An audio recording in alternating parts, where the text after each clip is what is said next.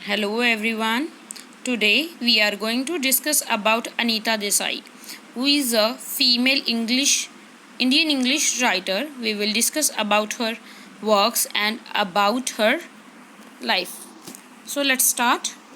अनीता देसाई अनीता देसाई के बारे में आपको एक बात और बता देना चाहती हूँ कि इनका बर्थ का नेम था अनीता मजुमदार और इनके शादी के बाद इनका नेम पड़ा है अनीता देसाई। तो इनकी एक बेटी है किरण देसाई, वो भी एक बहुत अच्छी राइटर है। अनीता देसाई डिस्कस करते हैं। इंट्रोडक्शन।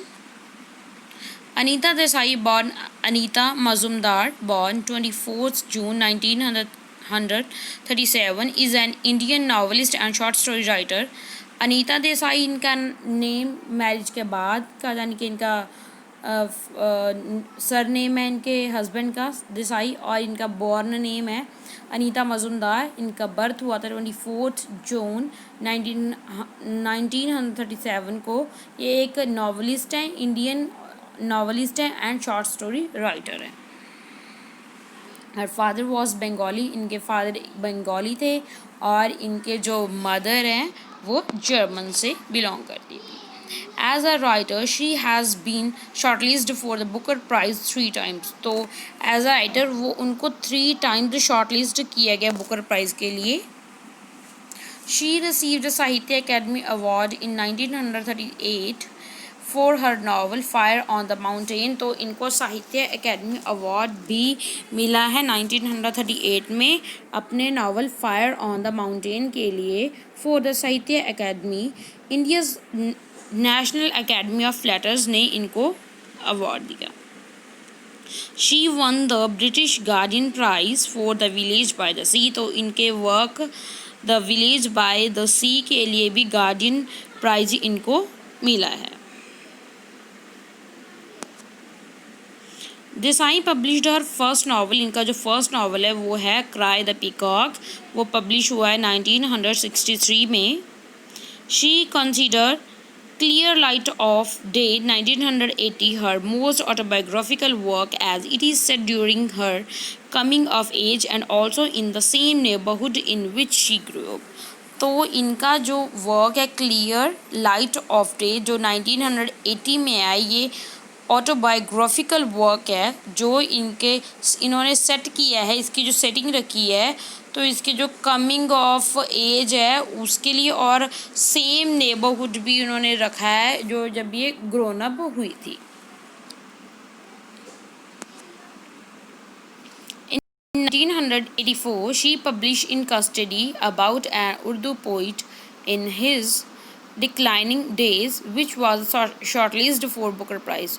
तो इन्होंने 1984 में एक वर्क लिखा है इन कस्टडी, जो एक उर्दू पोइट है और उनके डिक्लाइनिंग डेज़ के बारे में इन्होंने बताया है इस वर्क में। ये वर्क इन कस्टडी ये भी बुकर प्राइज़ के लिए शॉर्टलिस्ट हुआ था।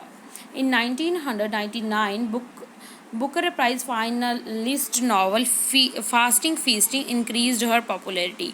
तो 1999 में इनको फाइनलिस्ट किया गया इनके नॉवल फास्टिंग एंड फीस्टिंग को बुकर प्राइज़ के लिए, और इस वर्क को बहुत ज़्यादा पॉपुलैरिटी मिली है अनीता देसाई के वर्क फास्टिंग फीस्टिंग को। Her novel The Zigzag Way, set in 20th century Mexico, appeared in 2004, and her latest collection of short story The Artist of Disappearance was published in 2011। तो इनका जो novel है the zigzag वे वो 20th century Mexico में set किया गया, उसकी setting Mexico में रखी गई है और ये 2004 में आया। तो इसकी जो लेटेस्ट कलेक्शन है शॉर्ट स्टोरी का उसका नेम है the artist of the disappearance, वो पब्लिश हुआ 2011 को। तो अब हम अनीता देसाई के वर्क्स के बारे में डिस्कस करेंगे।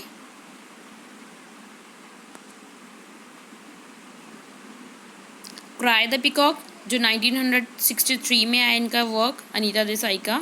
इनके कैरेक्टर्स हैं Maya, are Gautama, Toto pet dog, Arjuna Maya's brother, ये कैरेक्टर है।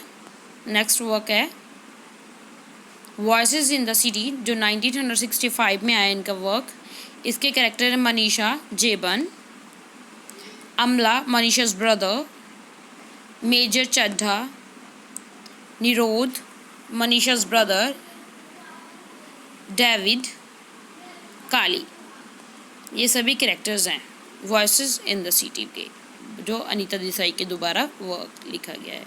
अदर वर्क्स लिस्ट देख लेते हैं। बाय बाय ब्लैक बर्ड 1971 में आया, जो एक फिक्शन वर्क है, नॉवल है। Where shall we go this summer 1975 में, ये भी एक फिक्शन है।